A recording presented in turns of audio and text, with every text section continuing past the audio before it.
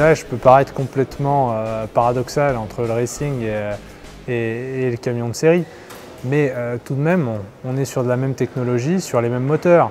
Donc le développement, par exemple, de la combustion restera, même si c'est pour un usage routier, au niveau de la géométrie, de l'injection et tout ça, toutes les caractéristiques de combustion qu'on a remarquées et qu'on a vues en poussant les moteurs à l'extrême en puissance sur les moteurs racing, on pourra le retrouver, on pourra s'en servir pour les moteurs série. Un moteur de course, comme on l'a dit, il est poussé à l'extrême en termes de puissance. Donc ça nécessite d'utiliser des pièces et des matériaux qui sont un peu spécifiques par rapport à un moteur de série.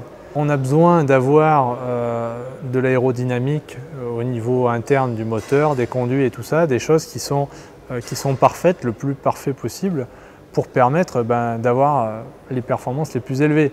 Les points à travailler entre un moteur de course et un camion de série sont similaires et les technologies qui sont implémentées dans un moteur sont les mêmes. Donc les points principaux, c'est l'injection, donc tout le système d'injection qui permet de gérer l'introduction du fuel donc dans la chambre de combustion, donc qui génère la combustion, qui génère la performance du moteur. Il y a aussi tout ce qui est mécanique, les pièces mécaniques, donc le vilebrequin, tout l'attelage mobile.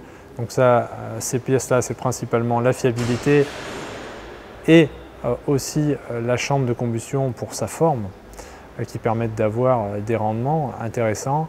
Et puis après, autour de ces systèmes-là, c'est tout ce qui est l'aérodynamique, donc avec les turbocompresseurs, les collecteurs. Et puis un point important, c'est tout ce qui est l'électronique, puisqu'on sait que maintenant les moteurs sont complètement électroniques. Donc le contrôle moteur est aussi un point prépondérant et une pièce prépondérante de la performance et de la fiabilité pour les moteurs série. En gros, on peut considérer qu'un moteur de course, il a un niveau de puissance qui est 2 fois supérieur à un moteur de série, et idem pour le couple. Donc en gros, on multiplie par un facteur entre 2 et 2,5 la puissance entre un moteur de série et un moteur de course. Il y a déjà des choses, oui, qui ont été retransférées, notamment sur du contrôle moteur, des choses qu'on a vues. L'autre point aussi, c'est sur de l'analyse de combustion, donc sur des phases de fonctionnement moteur spécifiques.